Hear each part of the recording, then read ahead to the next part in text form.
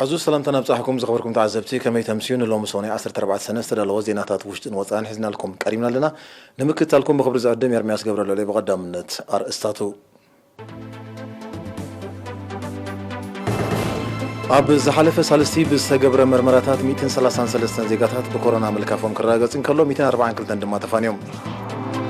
سلطنتن وحسنتن مغوازيا مدرن مرغاص اب تحت قرصي غزيف وفري كم تخايده تغليتو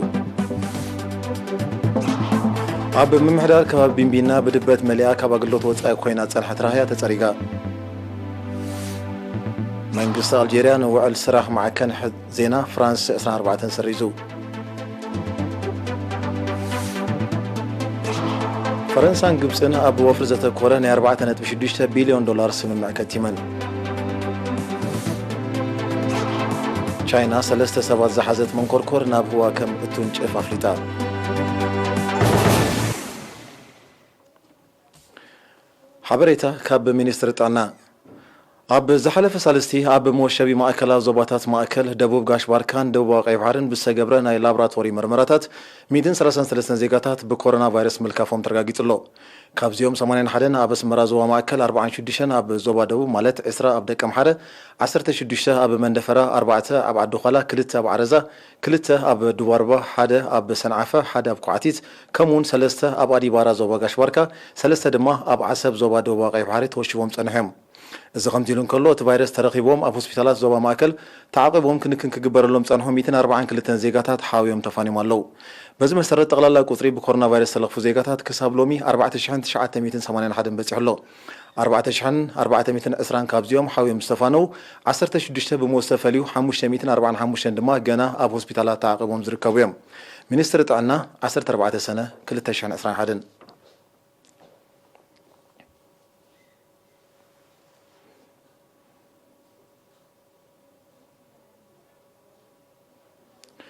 اب وشت 30 نصنت عمتات منغستي اب صلات مغوازيا بزغبر وفري كاب 7000 سبات زي حلفت نبره ناي مصعنا عقمي ناب استات 3000 كب نقلو شفنا اغلوت مغوازيا بغمغام 8500 كم بصحه صبصبات مينستر مغوازيا مرخبيتاتن ينصر غونتون اوتوبساتن كالوت ناي مغوازيا مكاينن بمطنن عينت نممعبال استغبر وفري تحت قرصي صرغياون لعول قلحتاي توهيبو غازيتኛ ارسيماس مروم ملكا زيناو صبصاب زدالو تحستو كسعبيو حدث استراتيجيكاويان صرغياتات بمهناصن اب اغلغلوت نزصنحو بمغفحن بمصغانن قطباو عبيتن معبالن هاجر نمرغغاط اب 30 نصنت عامتات عبيت سرحات كمتعمو استاتيكاوي صبصبات ماكل كارتان حبريتان ايرترا ينصرم سلطنت وحسنتن مچئنتن اغلغلوت مغعازيا مدر نخهلو بزبل وطن بموهات زتفلاليا اكلات منغستي هاجراويان كوبانياتاتن حيلتات مكلخالن بزتتغبر مدبات عبيتني حمدن قطرانن صرغياتات كهنصم كلو زنبرو صرغياتات ناي ممحياشن محصارن تحت قرصاو سراح كمتسلاسله حبيروم بز مسرت لعل قطباوي استراتيجياوين لمعاتاونا قداسن زلوا 210 كيلومتر صرغيات سني حجر 235 كيلومتر مسمر كركبت شتراب 500 كيلومتر مسمر باصع قرورا 18 كيلومتر مسمر عد قعداد بيت غرغش 12 كيلومتر مسمر بيت غرغش بلزا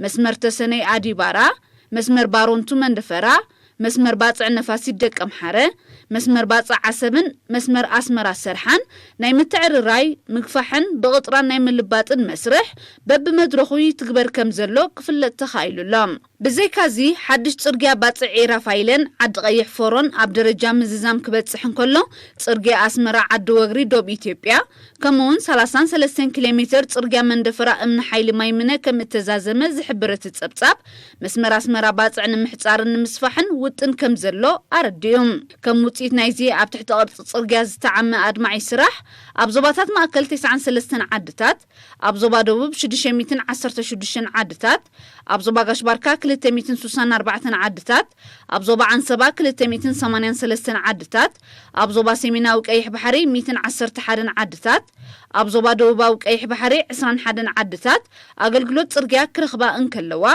استات 1 مليون 600 شحن حزبي معالتاوي تطقم نايت اغلغلوت كخون بقيعلام ኣብ ኑዞባ ሻምበቆ መምሕዳር ከባቢ ቢንቢና ብድበት መልያ ጸንሐት ራህያ ኩባንያ ህንጻ ብድሆን ኩባንያ ዓዳሃሎ ቁጽሪ 1 ብዘካይዶ ኣድማ 10 ተጸሪጋ በቲ ብደገፍ ማሽነሪን 8 ሰዓታት ዝቐጸለ ስራሕ 3540 ሜትር ኪዩብ ማለት ኣስታት 5.5 ሚልዮን ኪሎግራም ሓመድ ካብታ ራህያ ከም ተጸርገ መራሕቲ ስራሕ ናይቲ ኩባንያታት ገሊጾም ኣማሕዳሪት መምሕዳር ከባቢ ቢንቢና ወይዘሮ ብጫ ጸጋይ ነሪን ኣብ ዝሃበቶ ሓበሬታ እታ ራህያ ብድበት ብምምላኣ ግቡእ ኣገልግሎት ክትህብ ከም ስለዘይጸንሐት ከቢድ ጸገም ምንጭ ማይ ኣጋጢሞም ምጽንሑ ብምጥቃስ ብምትሕባር ኩባንያታት ህንጻ ብድሆን ዓዳሃሎን ዝተገብረ ጽገና መሰረታዊ ፍታሕ ከም ዘምጽኣሎም ጽኑዕ እምነታ ገሊጻ ነበርቲ ኣብ ዝሃቦ ሪእቶ ሰላቲ ዝተገብረሎም ናይ ማሽነሪ ደገፍ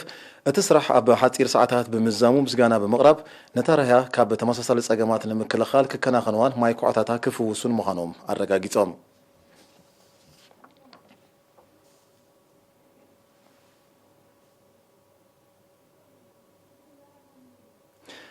ደንብ ምልጋስ ስርግቲ ዓለምና ነቐጽል ኣብ ትሕቲ ዝብል ቴማ ትማል 13 ሰነ ብዝተፈላለየ መሰናዶታት ተዘኪሩ ኣብ ዝውዓለ ዓለማዊ መዓልቲ ለገስቲ ደም ንቕሓት ሕብረተሰብ ኣብ ልግሲ ደም እናዓበየ ከም ዝመጸ ተሓቢሩ ጋዜጠኛ ሳሙኤል ሃብተ ሚካኤል ንዘዳሎ ጸብጻብ ያሲን ሳልሕ ከቕርቦ እዩ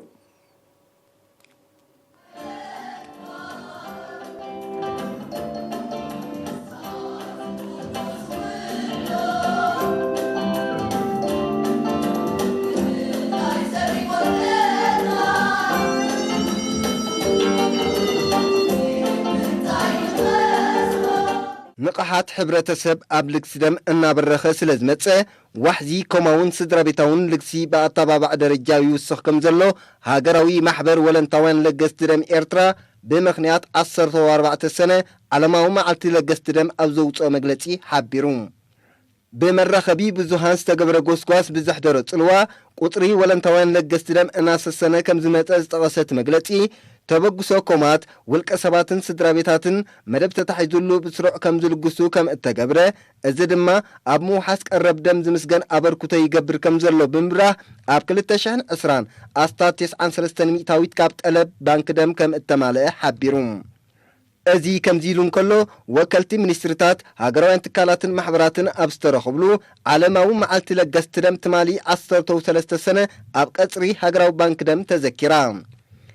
ሜዲካል ዳይሬክተር ሃገራዊ ባንክ ደም ዶክተር ዮሃንስ ተኸስተ ኣብ ዘስማዕ ቃል ንዕላማታትን ኣገዳስነትን ዘኽሪ ተዓለት ድሕሪ ምግላጽ ኣብ ሃገርና ቁጥሪ ለገስቲ ደም ካብ ዓመት ናብ ዓመት ይውስኽ ከም ዘሎ ብምጥቃስ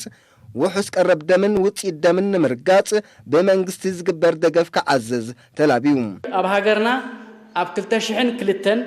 68 ሚእታዊት ብዝሒ ወለንታውያን ለገስቲ ደም ነይሩ ኣብዚ ሕጂ ናይ 2020 99 ሚእታዊት ወለንታውያን ለገስቲ ደም እዮም ወለንተኛታት ለገስቲ ደም መሰረትን ምንጭን ውሑስ ደም ጥራይ ዘይኮኑ መድሕን ቀጻልነት ህይወቱን እዮም ኣገዳስነት ስሩዓት ለገስቲ ደም ምህላው ኣብ ዝኾነ በዳይ ኩነታት ከይተረፈ ቀረብ ንኽትረግብ ዋሕስ ምዃኑ ዘረድአና ጸሓፊ ሃገራዊ ማሕበር ወለንታውያን ለገስቲ ደም ነርስ በረኸት መውሳዝጊ ብወገኑ ብልጫታትን ብድሆታትን ማሕበር ከምኡውን ትግባርን ኣፈጻጽማን ዓበይቲ መደባት ማሕበር ኣብ ዝብሉ ዛዕባታት መብርሂ ሂቡ ኣብ 2019 ዝነበረ ውዳበ ናይ ትካላት ካብ 37 ኣብዚ ግዜ እዚ ናብ 53 በፂሑ ኣሎ ካልእ ብማሕበራት ዝነበረ ጥርናፈ ካብ ዘይነበረ ናብ 13 ደይብሎ ጉጅለታት ኣርከመዘናን ናይ ሞያውያን ጥርናፈ ካብ ዘይነበረ ናብ 33 ጉጅለታት ደይበና ኣለዋ ስድራ ቤታዊ ጉጅለታት ነይረን ንሳተን ትሕቲ 5 ዝነበራ ሕጂ ናብ 16 ደይበና ኣለዋ ኣብ ልክሲ ዝረአ ዘሎ ከዓ ንኣብነት ኣብ 2019 8700 ዝነበረ ኣብዚ ዝሓለፈ 2020 11100 ኣከባቢ ተለጊሱ እቲ ናይ ዝኽሪ መደብ ነቲ ዕለት ብዘንጸባርቕ ስነ ጥበባዊ መሰናዶታት ደሚቕ ነይሩ ዓለማዊ መዓልቲ ለገስቲ ደም ሎሚ ዓመት ብደረጃ ሃገርናን ዓለምን ንመበል 18 ግዚኣ ተዘኪራ ኣብ ተሰነይ ካብ ንኡሳን ዞባታት ጋሽ ባርካ ንዝተዋፁ 38 ሞያውያን ሕርሻን መሻርክትን ኣብ ምርጋጽ ብቕዓትን ድሕነትን ዘርኢ በቑልን ውፅኢቱን ዘተኮረ ናይ ሓደ ሰሙን ስልጠና ተዋሂቡ ኣብ ጨንፈር ሚኒስትር ሕርሻ ዞባ ጋሽ ባርካ ዳይሬክተር ጨንፈር ምቁፅፃር ዞባ አገልግሎት አቶ ሓጎስ ገብረ ማርያም ምቁፅፃር ዘይተገብረሎም ኣዝርእቲ ብቁልን ውፅኢቱን ኣብ ጥዕና ሕብረተሰብ ዘኸትልዎ ሳዕቤን ቀሊል ስለ ዘይኮነ እቲ ስልጠና ንምቁፅፃሩ ዝዓለመ ምዃኑ ብምሕባር ሓረስቶትን ሞያውያን ሕርሻን ጥዕናው ዝተረጋገፀ ምህርቲ ኣብ ምቕራብን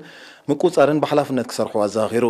ሓረስቶት ኣብ ባህርያዊ ጸጋታት ምስ ዝምርኮሱ እቲ ስክፍታ ከም ዝንክ ተቐይሱ ድማ ዘይውሕዝ ዘርኢ ብቁልን ውፅኢቱን ከምኡውን ዝተፈላለዩ ሕርሻዊ ኬሚካላት ካብ ረብሓኦም ጉድኣቶም ስለ ዝዓብዩ ሕብረተሰብ ክነቕሓሎም መኺሩ ተሳተፍቲ ብግድዮም ብዘይ ሕጋዊ መንገዲ ዝኣቱ ኣዝርእቲ ብቁልን ውፅኢቱን ዕቱም ምክትታል ክግበረሉ ባልዓት ንምክልኻል ብሓረስቶት ዝዝውተሩ ኬሚካላት መግትኢ ክግበረሎም ዝብልን ካልእ ንሪቶታት ብምቕራብ ንምቁፃሩ ኣብ ዝግበር ፃዕሪ ተሳትፎም ክሕይሉ ገሊፆም ኣመሓዳሪ ዞባ ተሰነይ ኣቶ ስዩም ገብረ የሱስ ኣብ ዝሃቦ መዛዘመ ቃል ብርክት ዝበሉ ብቕዓቱ ዘይተረጋገፀ ዓይነታት መግቢ ካብ ጎረቤት ሃገራት ብዘይ ሕጋዊ መንገዲ ከም ዝኣቱ ንምቁፃሩ ዝግበር ፃዕሪ ድማ ንኪላታት ሕርሻ ጥራይ ዝምልከት ከም ዘይኮነ ብምሕባር ኣፍልጦ ሕብረተሰብ ኣብቲ ጉዳይ ንኽዓቢ ሰልጠንቲ ኣበርቲዖም ክሰርሑ ኣተሓሳሲቡ ዝስዕብ ኣህጉራዊ ዜና እዩ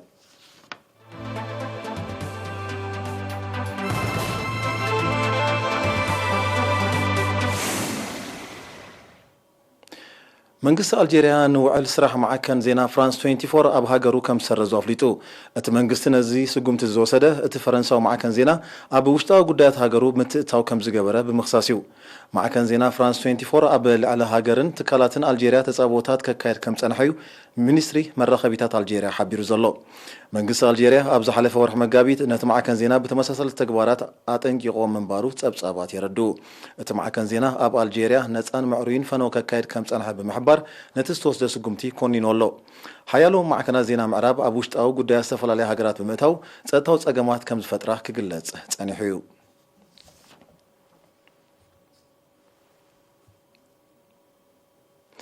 ፈረንሳን ግብፅን ብ13 ሰነ ኣብ ወፍሪ ዘተኮረ ናይ 4.6 ቢልዮን ዶላር ስምዕ ከቲመን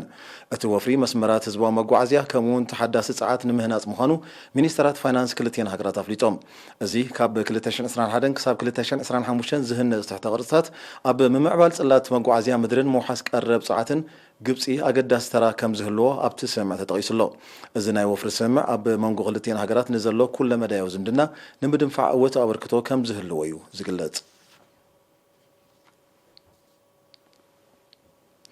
ኣብ ጠፈራዊ መዳይ ብተዛማዲ ጽቡቕ ገስጋስ ተመዝግብ ዘላ ቻይና ኣብ ቀረባ መዓልታት 3 ሰባት ዝሓዘት መንኮርኮር ናብ ህዋ ከም እትውንጭፍ ኣፍሊጣ እዚ ድሕሪ 2016 ናይ ፈለማ ዝኾነ ሰብ ዝሳተፎ ተልእኾ መቐፀልታ ናይቲ ቻይና ናይ ገዛእ ርእሳ መደበር ጠፈር ንምህናፅ ከተካይዶ ፀንሐት ንጥፈታት ምዃኑ ተገሊጹ እዛ 3 ሰባት ዝሓዘት መንኮርኮር ኣብቲ መስርሕ ህንፀቱ ዘይተዛዘመ መደበር ን3 ወርሕ ክትፀንሕ ትፅቢት ትግበር ቻይና ተሃንፆ ዘላ ኣስታት 66 ቶን ክብደት ዘለዎ መደበር ጠፈር ን10 ዓመታት ከም ዘገልግል ኪላታት ጠፈራዊ ምርምር ናይቲ ሃገር ይገልጹ ነቲ መደበር ኣብ 2022 ንምዛም 10 ተወሰኽቲ መንኮርኮራት ንምውንጫፍ ውጥን ከም ዘለዮም እቶም ኪላታት ዝሕብሩ ኣብ 2019 ኣቐዲሙ ኣብ ዘይተዳሰሰ ክፋል ወርሒ ሰብ ኣልቦ መንኮርኮር ክትልእኽ ዝበቃዕት ቻይና ኣብዚ እዋኑን ናብ ፕላኔት ማርስ መንኮርኮር ሰዲዳ ከም ዘላ ይፍለጥ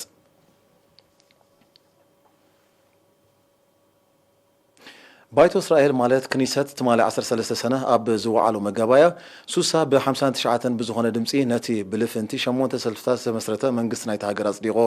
በዚ ድማ ን12 ዓመታት ነታ ሃገር ዝመርሐ ቀዳሚ ሚኒስተር ቤንያሚን ነታንያሁ ካብ ስልጣን ተኣሊሎ ብዘይካዚ ኣብቲ ዕለት በቲ ሓድሽ ልፍንታዊ መንግስቲ ዝተመዘዙ 27 ኣባላት ካቢነ ሚኒስትራት ቃለ መሓላ ከም ዝፈጸሙ ተሓቢሩ ምምስራት ናይዚ ሓድሽ ልፍንታዊ መንግስቲ ነቲ ኣብ ዝሓለፈ 4 ዓመታት ክልተ ምርጫታት ክካየድ ዘገደደ ፖለቲካዊ ቅልውላው እስራኤል ማዕልቦ ገይሩሉ ከም ዘሎ ተዓዘብቲ ህሉ ኩነታት ናይቲ ሃገር ይሕብሩ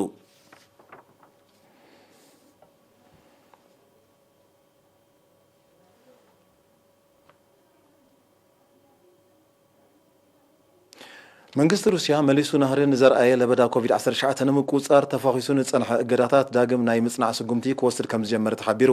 ትማሊ 13 ሰነ ልዕሊ ፍርቂ ካብኡ ኣብ ከተማ ሞስኮ ምዃኑ ዝሓበረ ልዕሊ 14700 ሓድሽ መልከፍቲ ከም ተመዝገበ እዚ ድማ ድሕሪ መፋረቕ ወርሒ ለካቲት እቲ ዝለዓለ ምዃኑ ተገሊጹ ምምሕዳር ከተማ ሞስኮ ነበርቲ ንዝመጽእ 7 መዓልታት ብዝተኻለ መጠን ካብ ኣባይቶም ብምሕያብ ተኸሲቱ ንዘሎ ልዑል መጠን መልከፍቲ ኣብ ምቁፅፃር እጃሞም ከበርክቱ ፀዊዑ ኣሎ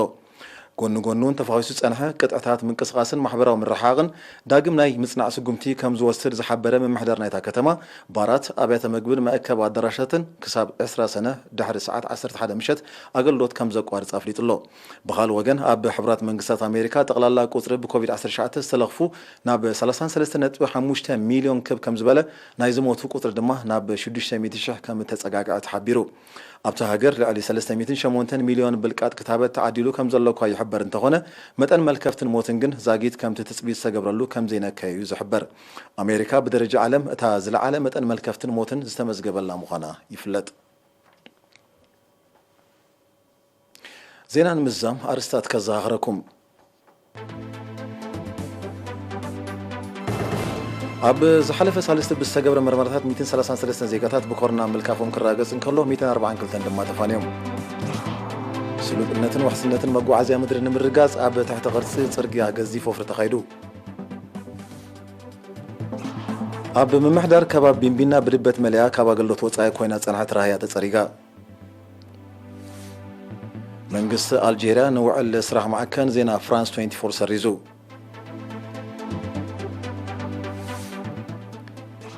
ፈረንሳን ግብፅን ኣብ ወፍሪ ዘተኮረ ናይ 4.6 ቢልዮን ዶላር ሰማዕ ከቲመን ቻይና 3 ሰባት ዝሓዘት መንኮርኮር ናብ ህዋ ከም እትውንጭፍ ኣፍሊጣ